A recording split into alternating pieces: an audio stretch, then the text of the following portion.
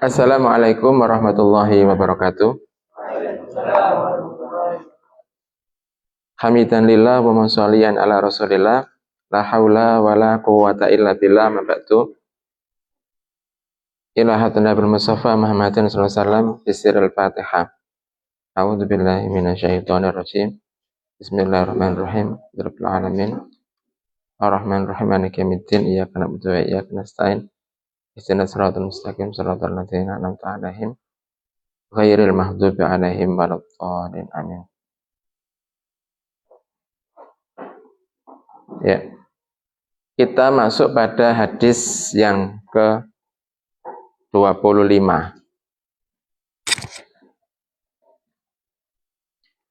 Babus Sabri pada kitab Riyadhus Shalihin. Halaman berapa? 22. Cepet bet. Wa an Abi Malik Al-Haris Ibn Asim Al-Asy'ari radhiyallahu anhu. Dari Abi Malik Al-Haris Ibn Al-Asim Al-Asy'ari radhiyallahu anhu qol, beliau berkata, qala Rasulullah sallallahu alaihi wasallam, Rasulullah sallallahu alaihi wasallam bersabda,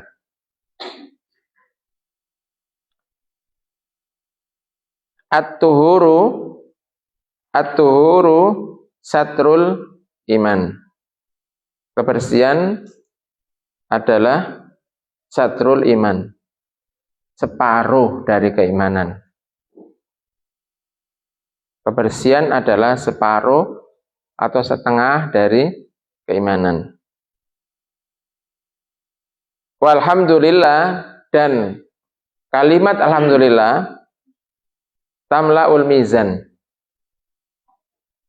Kalimat alhamdulillah memenuhi timbangan.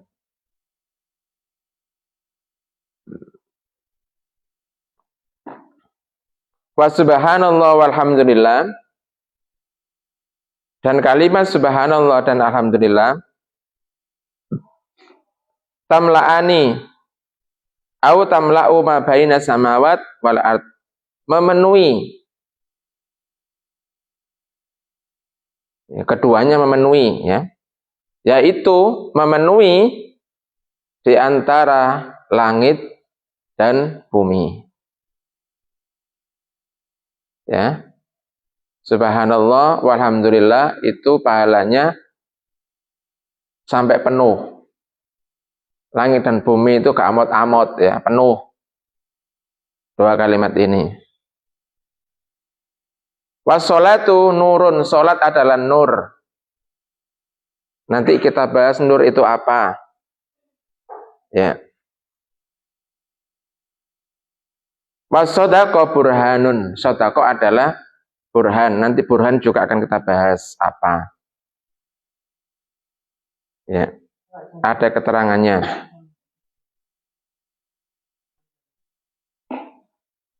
Wassobru, dan kesabaran adalah diaun. Dia itu juga sama dengan nur, cuma berbeda. Ya, cahaya kan, kalau dalam kamus, nur itu cahaya, dia juga cahaya. Tapi ini berbeda antara nur dengan dia. Wal Qur'anu hujjah. Al-Quran adalah hujjah. Nanti hujjah, ya.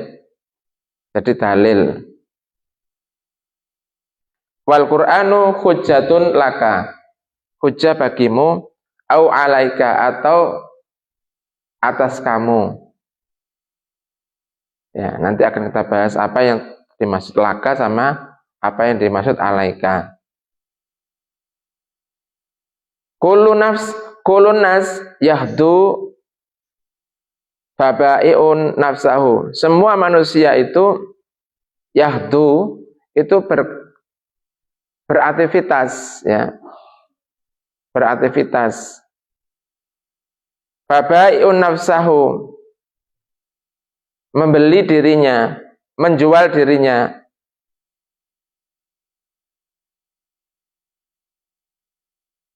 famu'tikuha au muqibuha, maka dia membebaskan dirinya atau menghancurkan dirinya, membebaskannya atau menghancurkannya.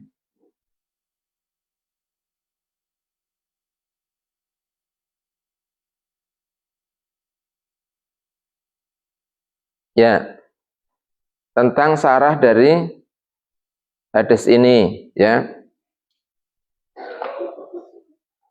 Ini hadis ini penting, ya. Sangat penting. Ya, semua hadis penting, cuma ini perlu kita perhatikan, ya.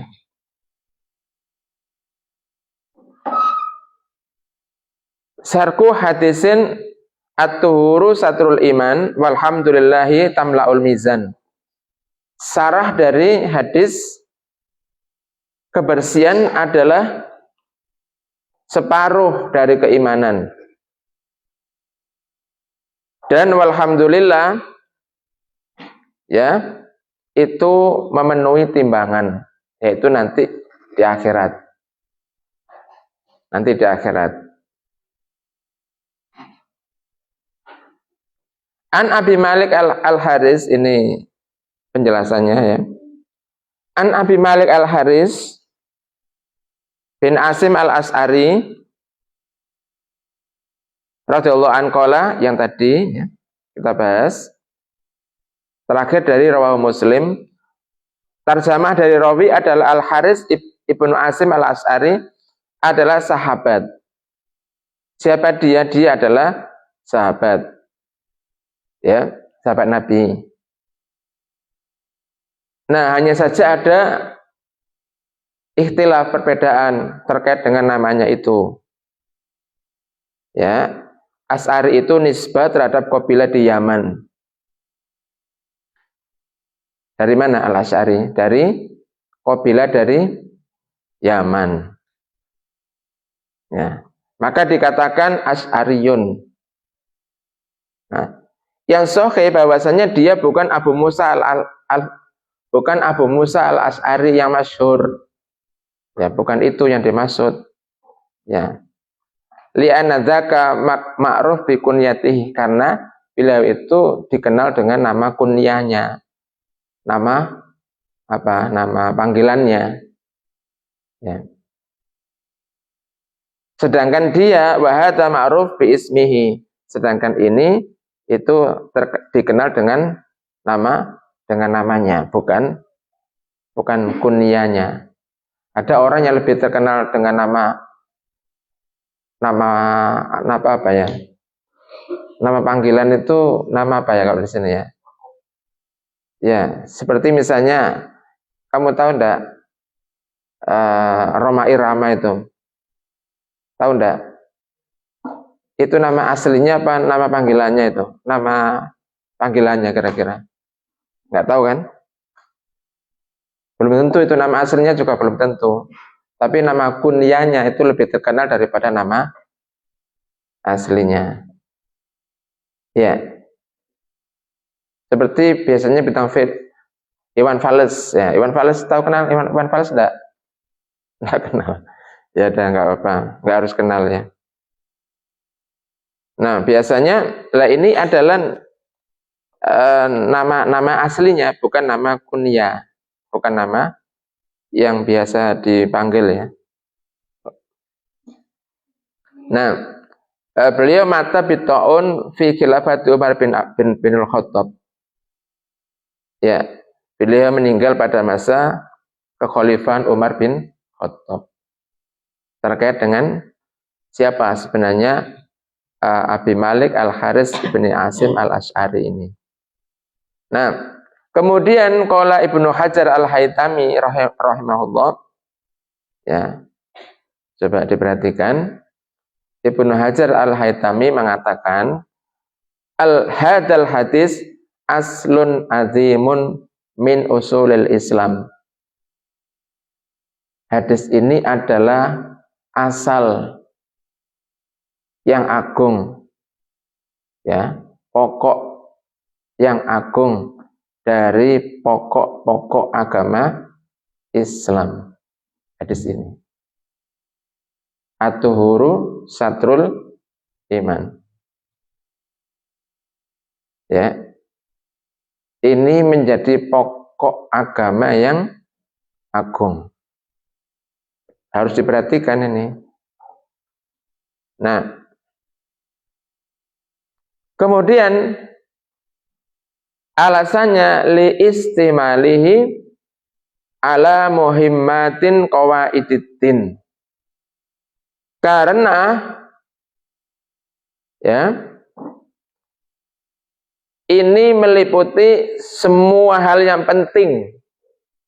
Hadis ini meliputi semua hal yang penting pada qawaididdin, seluruh kaidah-kaidah agama. Ya. Kaidah itu apa? Umpama bangun rumah itu kaidahnya yang mana? Pondasi. Karena tembok dibangun di atas pondasi. Kamu punya bahan tembok yang sangat bagus, ya, keramiknya pilihan, ya, jendela-jendelanya dari kayu jati yang pilihan. Tapi kalau pondasinya nggak bagus, apa yang terjadi? Roboh.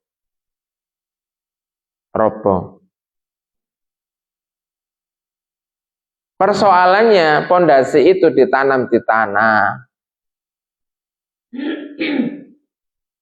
Ya, betul kan? Persoalannya pondasi itu ditanam di tanah sehingga tidak kelihatan dari luar. Dianggap nggak ngapa-ngapain. Ya. Orang hanya melihat rumah itu dari luarnya saja. Oh, temboknya bagus, dari bahan-bahan yang bagus. Catnya ininya campuran warnanya bagus dan seterusnya. Mesti yang dilihat itu yang dari luar, tapi tidak ngecek dari pondasi. Ya. Padahal kalau kamu bangun rumah atau lihat orang bangun rumah, bangun pondasi itu melebihi daripada separuh bangun rumah. Paling lama itu bangun pondasi. Apalagi kalau tanahnya itu terlalu atos juga galinya berat. Kalau terlalu gembur juga susah untuk naruh pondasinya. Betul enggak? Tapi kalau pondasinya beres, mau kamu cari batu batanya yang warna putih kayak ini sebelah, atau kamu cari dari batu bata merah, itu enggak masalah. Yang penting pondasinya sudah beres, sudah kuat. Paham ya? Sama dengan kalian. Sama dengan kalian. Ya. Apa yang tampak dari luar itu hanyalah tembok, itu hanyalah cat. Itu hanyalah keramik-keramik yang mungkin kelihatan indah atau mungkin kelihatan kurang indah. Ya.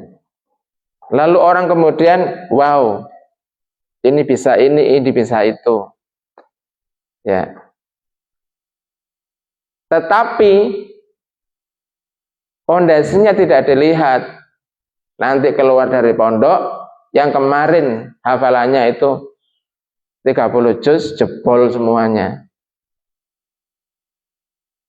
Karena yang dibangun itu, karena yang dikejar itu adalah tembok. Pondasinya belum beres. Paham? Paham? Karena yang dikejar itu adalah indahnya irama ngajinya. Keluar dari pondok, jebol dia. Ada enggak yang seperti itu? Banyak enggak? Banyak, sehingga iman itu hanya di kerongkongan. Ya. ngaji Al-Qur'annya itu adalah sebatas leher ke atas. Quran itu hanya sebatas leher ke atas, tidak sampai ke hati. Paham? Karena pondasinya belum beres, dia dipaksa untuk bangun tembok.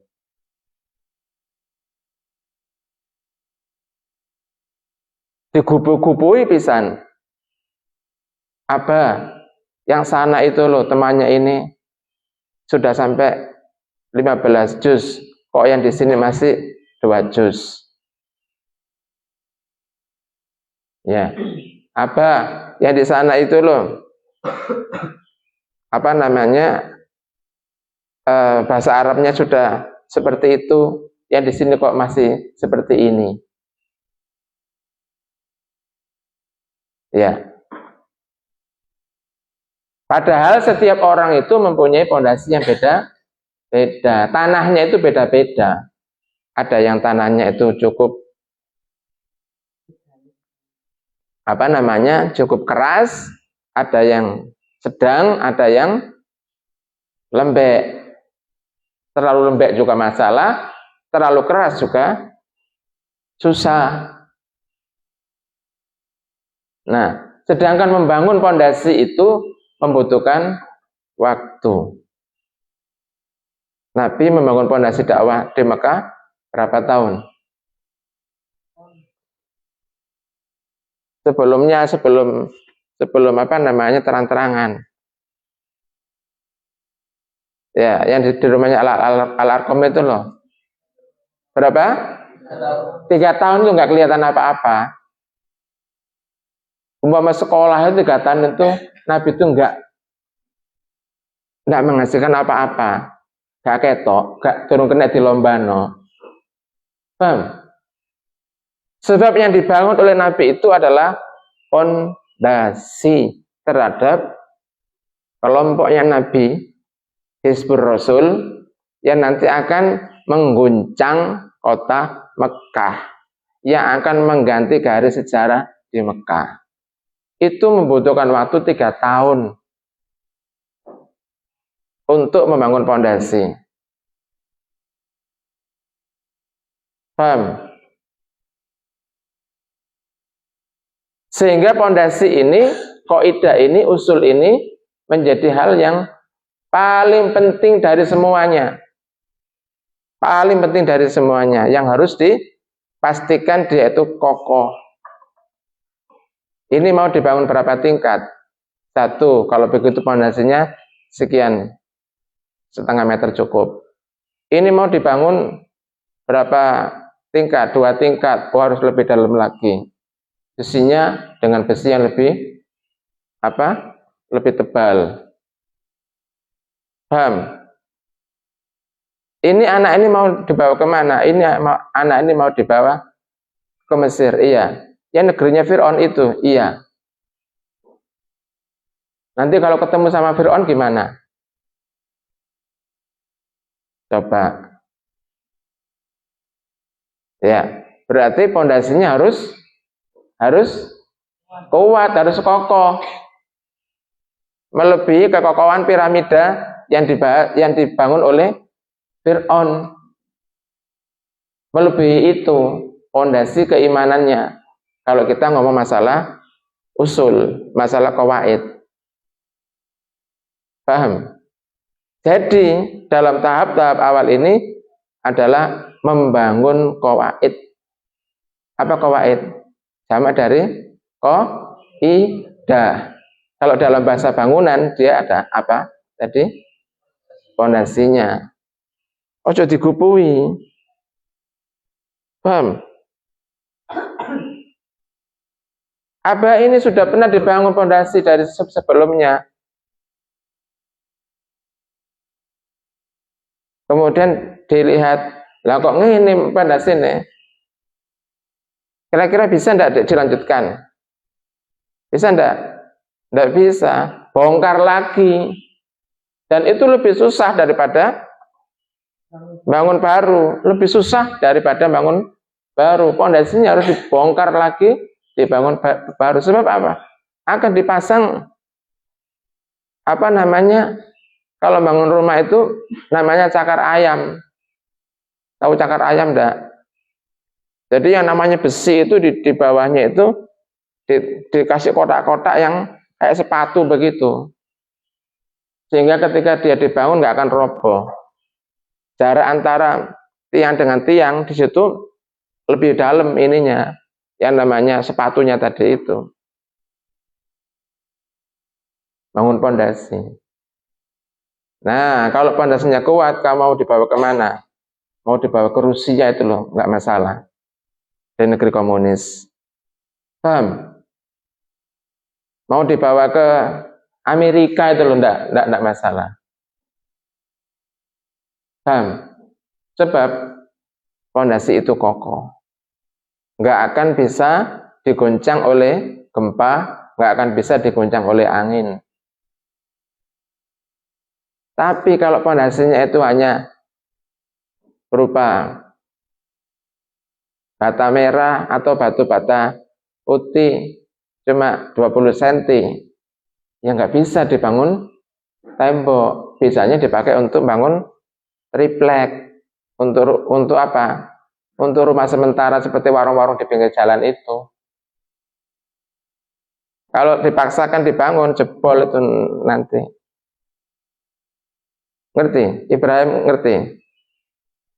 Kalau kamu kemudian menghafal 30 juz tetapi pondasinya belum kuat, jebol itu nanti. Habis seluruh hafalan kamu. Sia-sia ya apa yang kamu kumpulkan dalam waktu yang berbulan-bulan, mungkin bertahun-tahun. Ya, kenapa?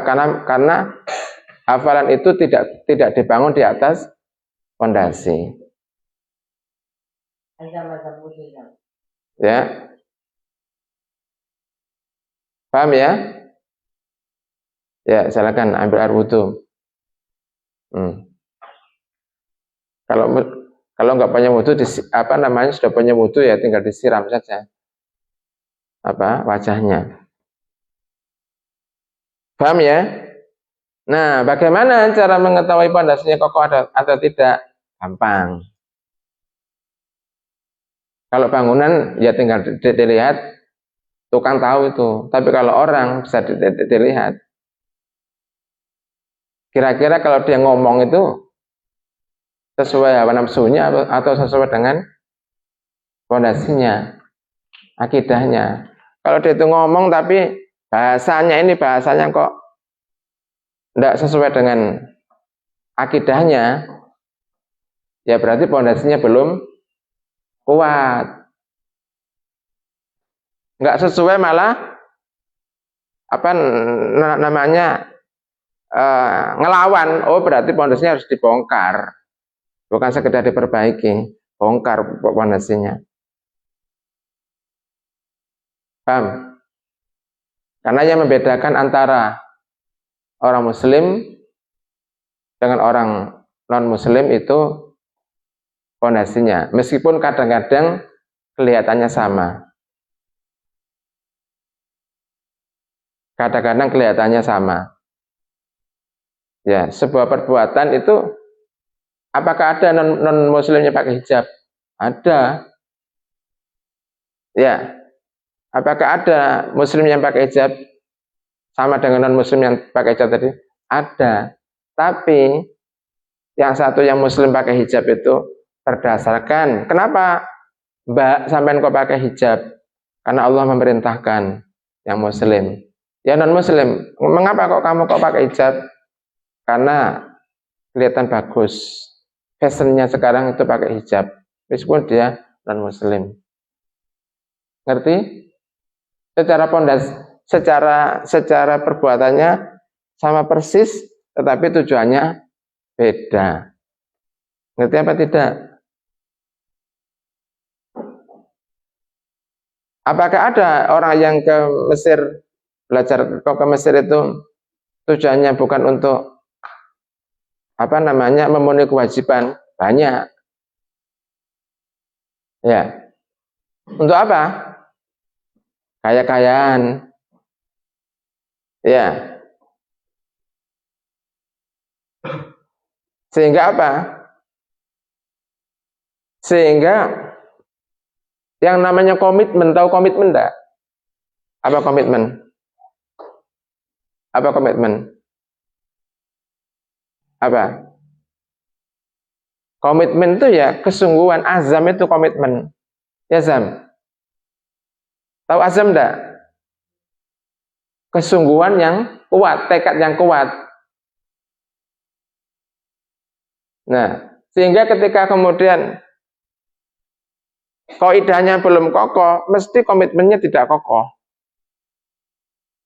Gak ngerti. Ke Mesir itu tujuannya apa? Gak ngerti.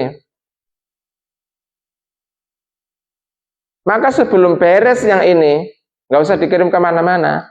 Bahaya itu. Betul, Haidar. Bahaya itu. Kalau kemudian anak ini belum mempunyai kaidah yang kuat, fondasi yang kuat, jangan kan dikirim ke Mesir. Dikirim ke Krian itu bahaya. Bisa hilang itu. Bisa ucul lah lagi. Ya. Paham? Ahmad. Paham ya? Jadi ini adalah persoalan usul. Kalau kita ngomong masalah persoalan usul, ini persoalan kaidah, maka ini persoalan seperti membangun fondasi. Paham ya? Baru kalau fondasinya sudah selesai, sudah agak ringan. Tinggal tanya kepada pemilik rumah. Niki pakai batu apa? Bata merah apa ini? Sudah kita bisa rundingkan. Catnya pakai cat apa? Ya. Jendelanya pakai jendelanya pakai apa? Kayu jati atau pakai apa? Alumini. Itu gampang itu. Tapi yang harus didahulukan pertama itu apa? Persoalan fondasi. Persoalan usul. Bukan saya usul begitu maksudnya. Apa usul tadi? Kok akarnya. Persoalan akarnya. Ya. Nah. Kemudian ya, tadi dikatakan hadis ini liistimalihi ala muhimmati min qawaididdin, karena hadis ini yang akan kita bahas itu nanti akan meliputi hal-hal penting pada kaidah-kaidah agama. Pada kaidah agama. Ya, kamu wudu dulu.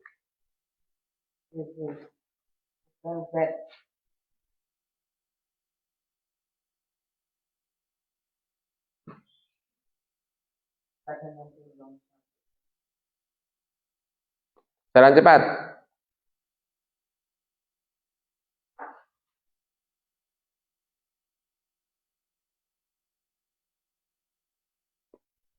Paham ya? Meliputi semua hal.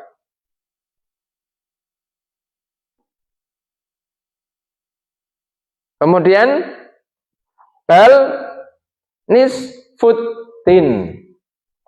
Bahkan dikatakan ini separuhnya. Separuh dari agama.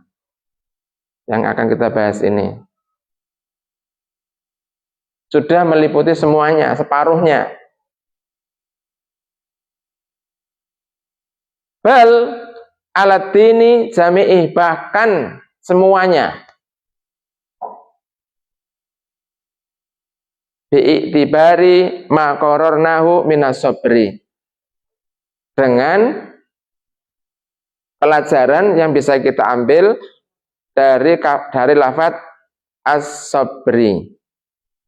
Ya, di situ ada kata was-sabru diyaun. Was-sabru diyaun. Nah, itu kemudian dikatakan ini sudah meliputi seluruh daripada pembahasan agama.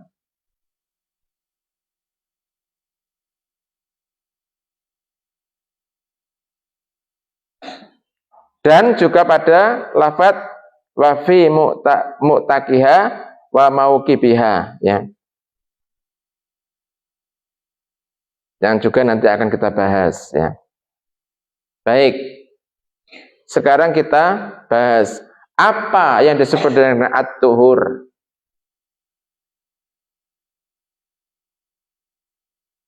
Ya.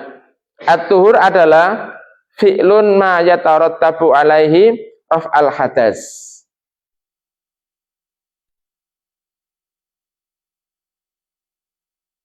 Ya, secara bahasa. Kebersihan adalah hal perbuatan, kebersihan adalah at-tuhur adalah perbuatan yang mewajibkan untuk menghilangkan hadas.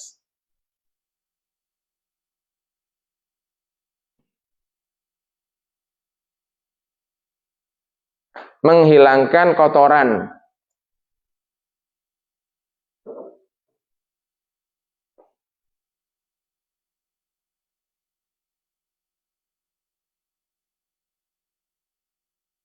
Ya, ini catatannya nanti agak panjang. Perlu dengan apa namanya di kertas yang lain, ya. Karena saya lihat di sarahnya ini cukup panjang dan nanti mungkin beberapa pertemuan untuk membahas hadis ini. Ya, silakan ngambil kertas, nanti kita tunggu, ya. Ambil bukunya, Teh.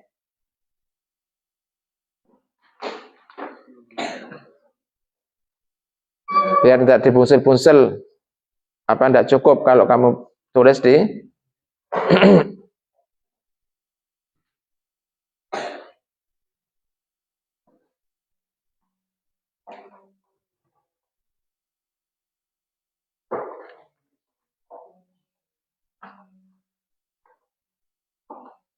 dan kalau diingat nggak akan cukup memorimu untuk mengingat semua persoalan.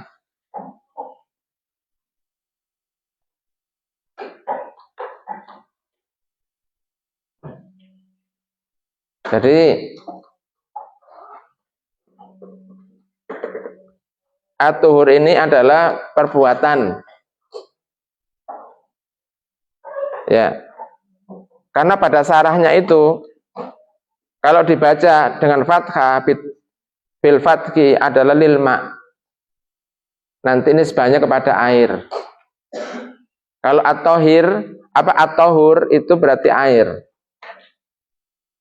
Berarti air yang bersih sebagian daripada separuh dari keimanan. Tetapi ini dibaca dengan dhamma, bidomi lil fi'li. Dan ini yang dimaksud lil fi'li wa huwa al muradu huna. Perbuatan untuk mendapatkan kebersihan. Ya. Perbuatan untuk mencapai kebersihan itu adalah separuh dari keimanan kamu. Sing kempro-kempro ini, ya, tak bilangi. Ya. Jadi ini tidak sedang membahas air. Kalau dibaca at-tahuru itu artinya adalah air.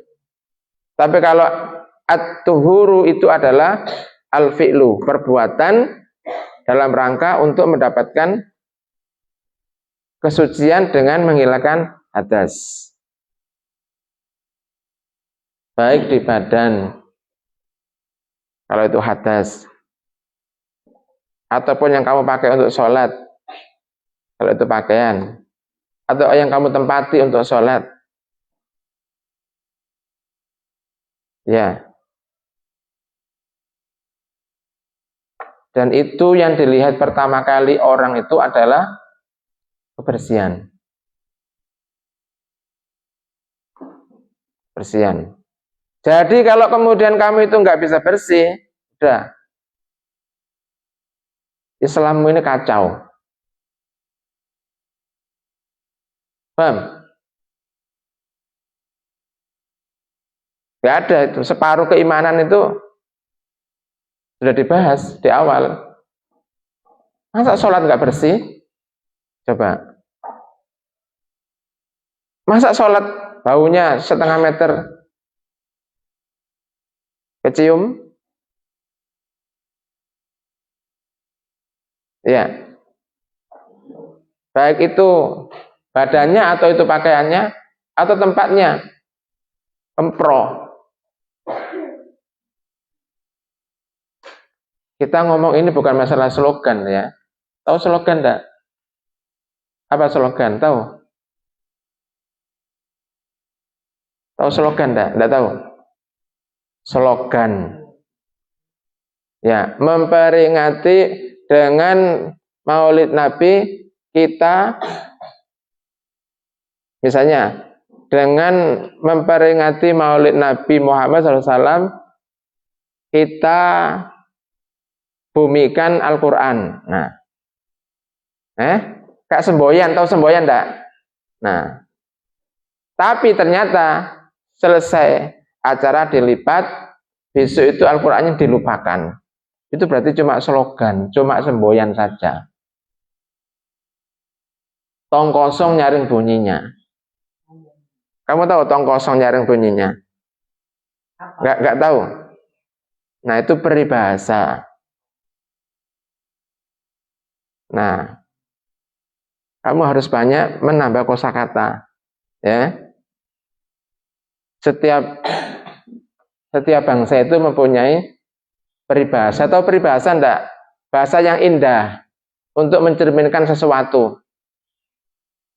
Kalau ada orang ngomong tong kosong nyaring bunyinya, itu berarti dia apa? Omongnya banyak tapi enggak ada isinya. Kalau tong itu, tahu tong enggak? Kalau ditabuh itu gimana? Banter apa? Enggak banter?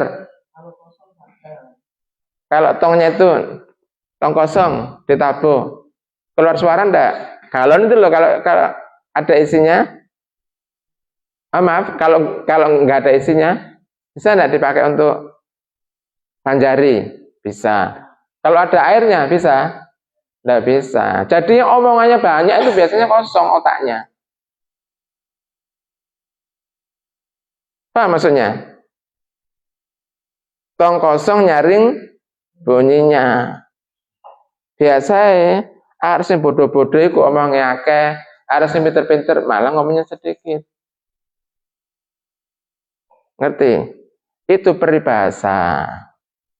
Maka jangan sampai kita ini tong kosong nyaring bunyinya. Ya. Apa Ahsan? Maksudnya tong kosong nyaring bunyinya? Apa? Tidak ada isinya. Omongannya banyak tapi tidak ada isinya, tidak ada realitasnya. Kayak orang jualan jamu itu loh. Kalau orang jualan jamu itu di pinggir jalan itu ngomongnya banyak apa sedikit? Orang jualan jamu pakai linu itu loh, banyak. Kalau Pak Dokter tuh kalau jualan obat itu ngomongnya banyak apa sedikit? Malah nggak ngomong. Tiga nyata ini dibeli. Laku enggak kira-kira? Laku. Sebab dia itu ngomong dengan ilmu. Ngomong dengan ilmu itu nggak usah panjang-panjang. Didengar. Ada lagi yang sama dengan tong kosong nyaring bunyinya. Air beriak tanda tak dalam. Nah, kalau dulu zamannya apa itu, ini pelajaran SD itu.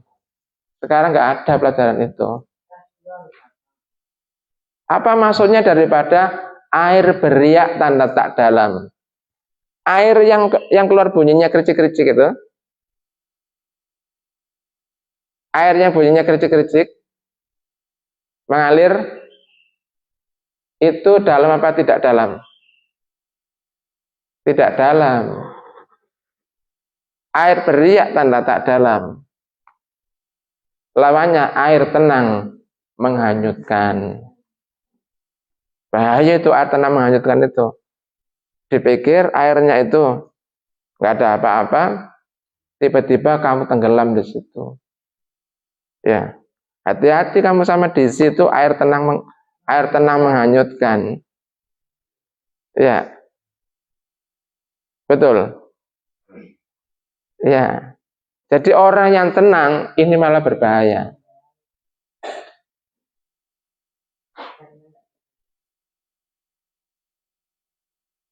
Orang yang tenang itu berbahaya. Sebab orang yang tenang itu dia akan apa? Meneliti. Ada 10 orang berbicara dia tenang. Oh, ada orang ini, oh ini kelemahannya ini. Dia akan mengetahui sudut setiap kelemahan orang. Karena dia sedang menganalisa. Ya. Kalau ada orang ngomongnya banyak, itu malah makanan bagi orang yang ngomongnya sedikit.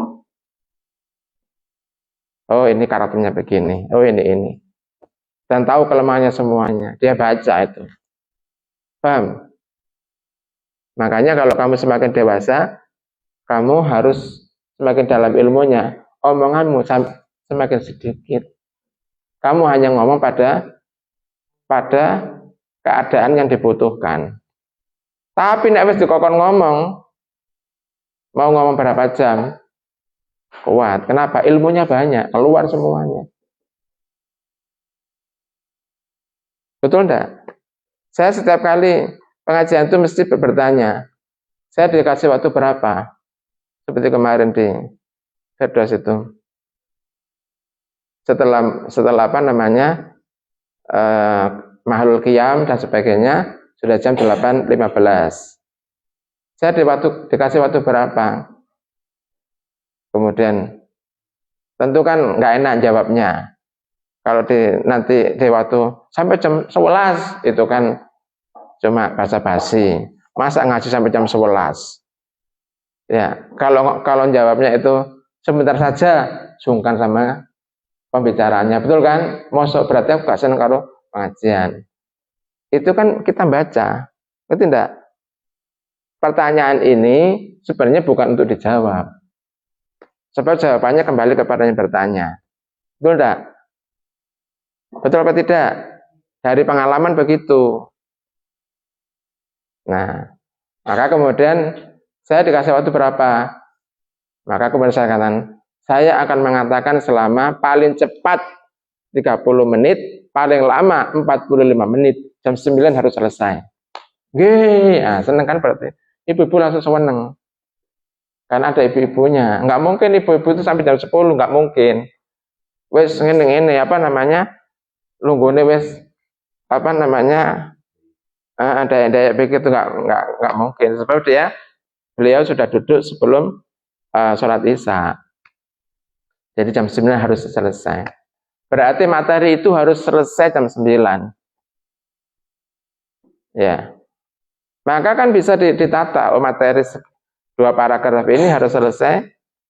Maka saya harus menambah contoh pada bab ini dan saya harus menguranginya pada bab ini.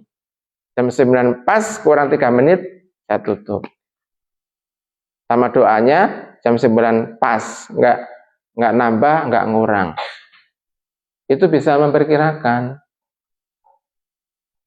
Nggak ngomong tapi nggak bisa nutup. Ada enggak? Ada enggak? Ada itu khutbah Jumat. Saya dulu sama Mas Uba. Kalau saya ajak ke Al-Azhar, waduh, ini lagi yang khutbah. Kalau khutbah nggak mau bawa teks.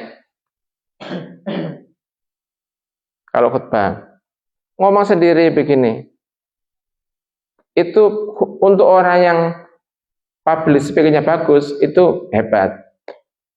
Maka dia harus ngomongnya itu pas, jamnya itu nanti jam 12 lebih 5 selesai. Ini nggak bisa nutup dia, baulet lagi dari yang ke depan. Dan itu berulang-ulang sampai dengan jam 12:30 baru selesai khutbah. 12:30. Setiap orang itu.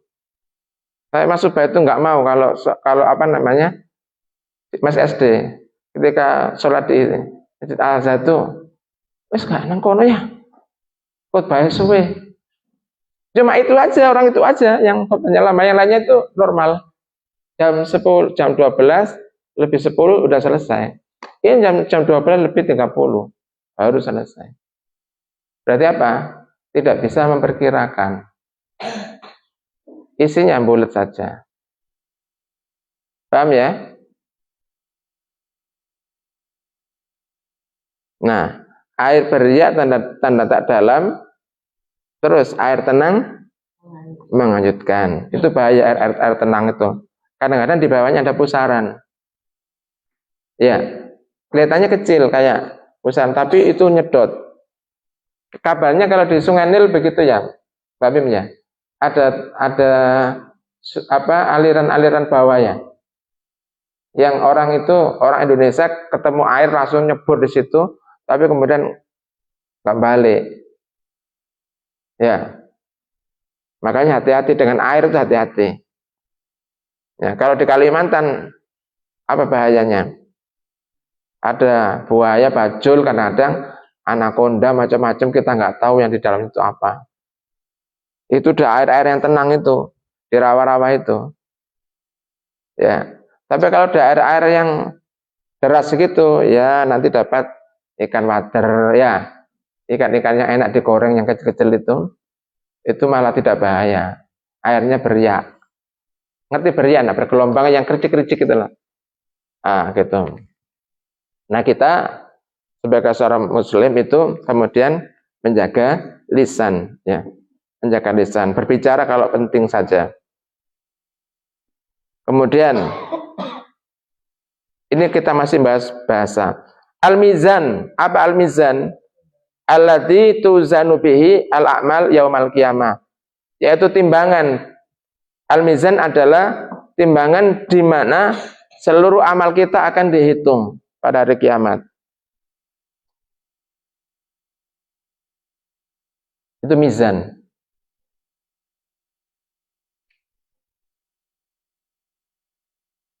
Ini masalah iman ya. Makanya tadi ini kita bahas, ini tidak hanya separuh, tapi semua pokok bahasa ini dibahas. Saya bertanya, kalau kamu masuk ke dalam Indomaret, kamu bebas nggak ngambil barang? Bebas nggak? Bebas. Tapi kamu nanti akan menghadapi siapa sebelum keluar? Kasir. Apa yang dilakukan oleh kasir? Dihitung. Nek duitmu akeh,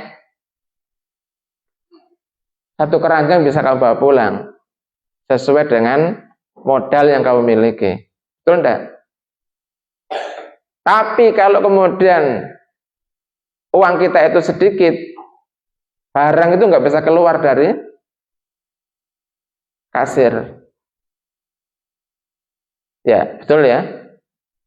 Dan orang ketika masuk Indomaret, yang dia perhitungkan adalah dia tahu nanti akan dihisab, nanti akan dimizan oleh Pak Kasir, Mas Kasir, atau Bang Kasir, atau Mbak Kasir. Betul. Maka orang kalau masuk ke Indomaret, Alfamaret, dia mesti hati-hati. Cukup enggak bekalnya, cukup enggak uangnya. Karena dia itu tahu seluruh yang dia beli akan dihitung. Kecuali anak kecil, wah masukkan semua. Karena dia nggak tahu nanti di sana bayar. Seperti orang makan di nasi padang. Pernah makan di nasi padang yang apa namanya, restoran besar, enggak pernah enggak?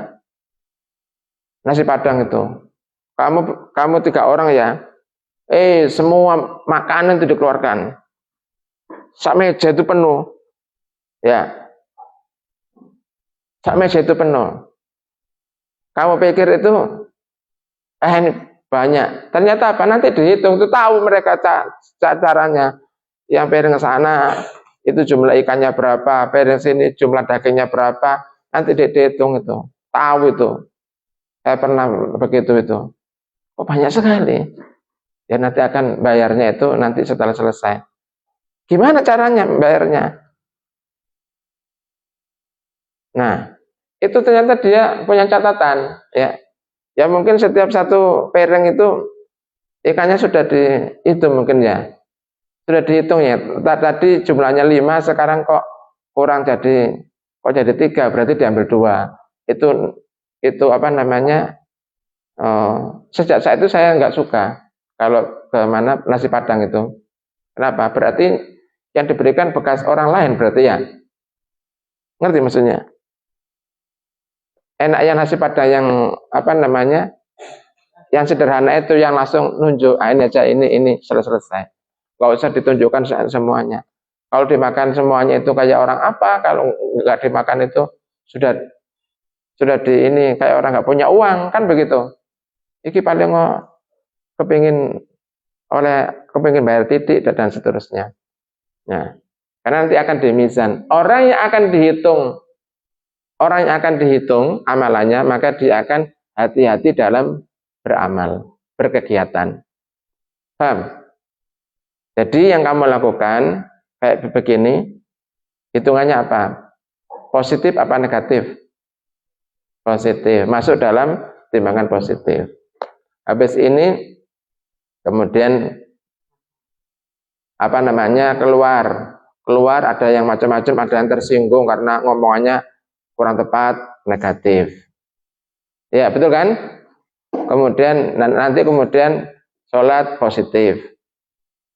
Yang negatif sama positifnya banyak mana?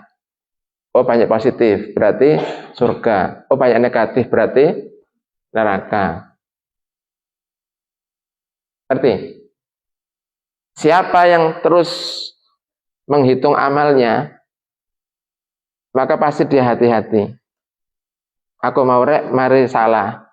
Berarti mari kudu melakukan kebaikan supaya nebus yang salah tadi. Betul, Albert.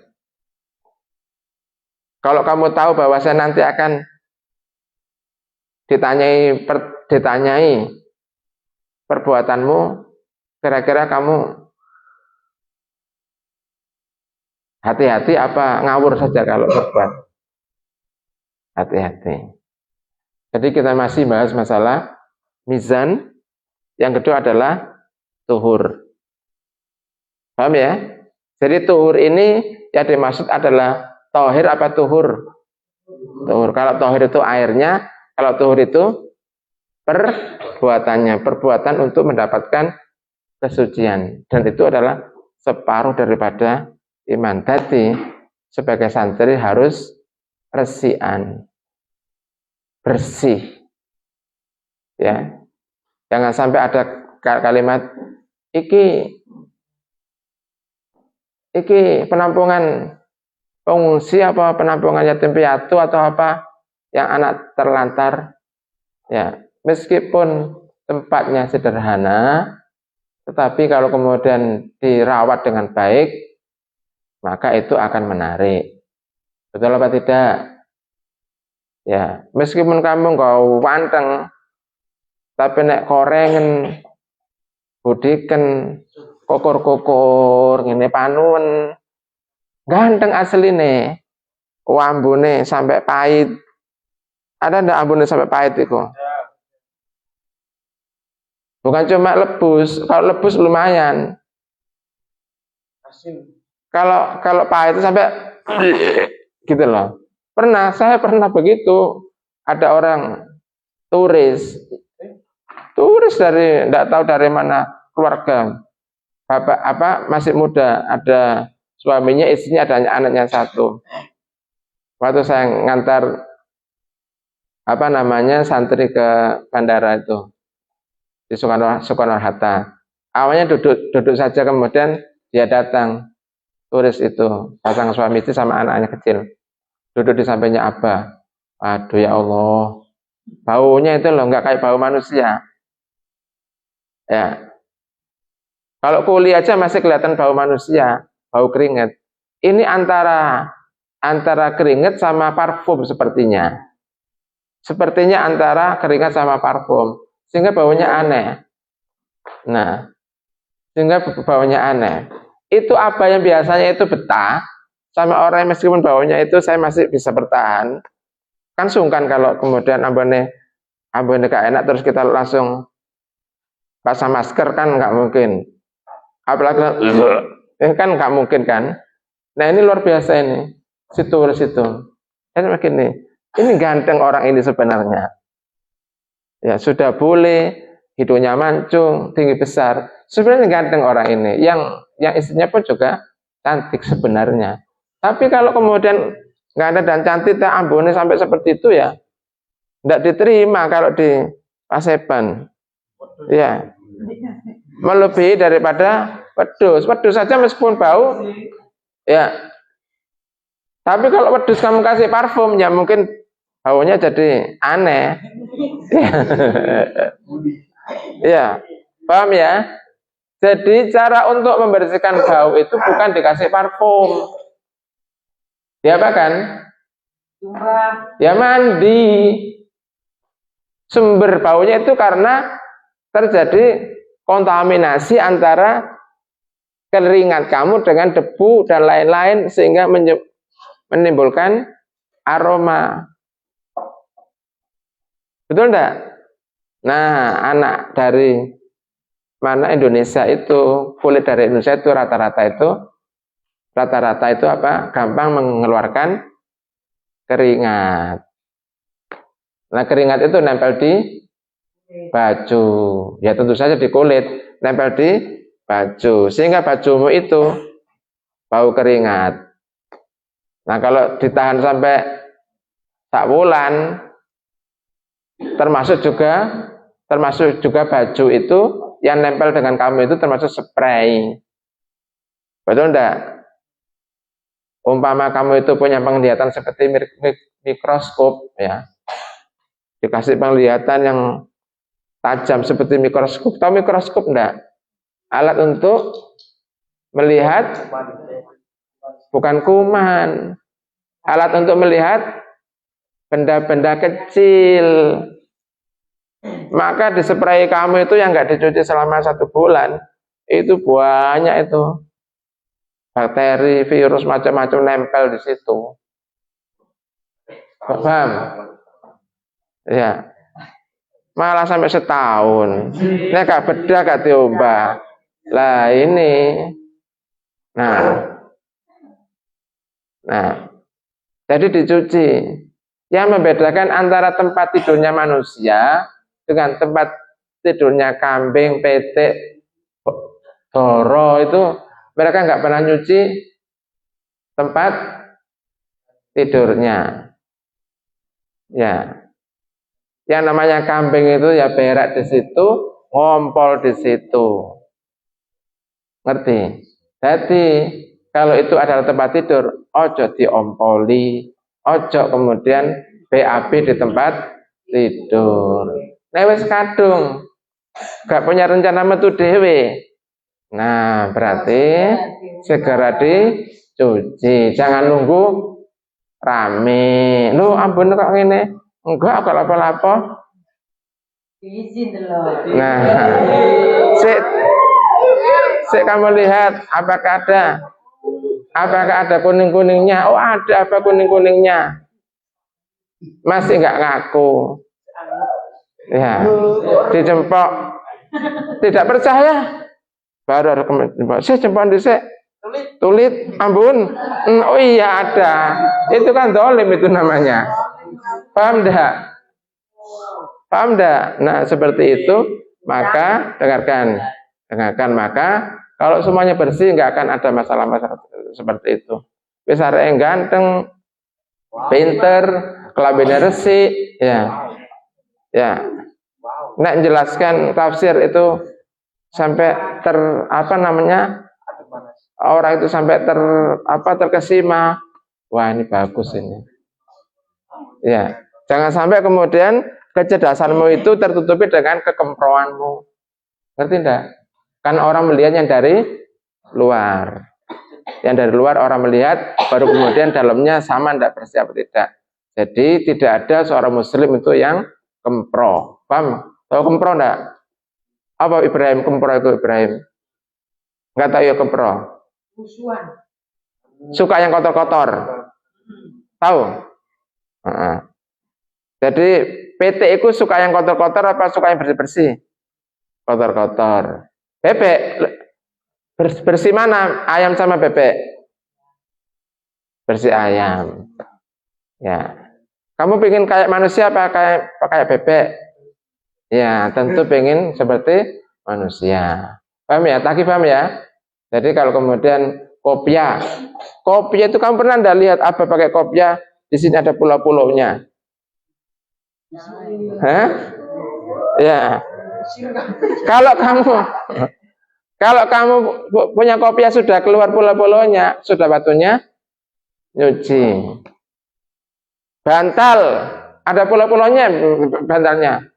Ada Kalimantan, ada beleber-beleber ke sana kemari. Ini masih baru dicuci. Iya, baru kemarin nyuci, tapi sekarang sudah ada pulaunya. Ya. Peta Indonesia sudah ke situ. Belum masih Indonesia, belum dunia. Kalau dunia baru kemudian dicuci. Ya kalau sudah ada pulaunya harus dicuci segera meskipun baru kemarin masih bersih. Nah besok kalau tidur dikasih penampungan mulutnya supaya ilernya itu enggak ke paham ya? Ya. Jadi sekali lagi ya, kebersihan itu merupakan apa? Separuh dari iman.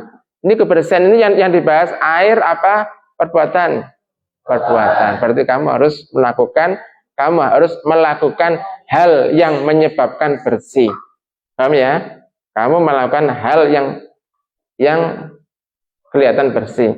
Kalau yang kelihatannya saja tidak kamu lakukan, apalagi yang tidak kelihatan. Paham maksudnya? Sing ketok moto, bersihan itu ketok moto, tidak kamu lakukan, apalagi terhadap hal yang tidak kelihatan mata. Ini logikanya seperti itu. Logikanya seperti itu. Berarti dia menunjukkan orang yang takut kepada Allah Subhanahu wa taala, pasti dia senantiasa bersih. Baik, tutup dengan doa kafaratul majelis.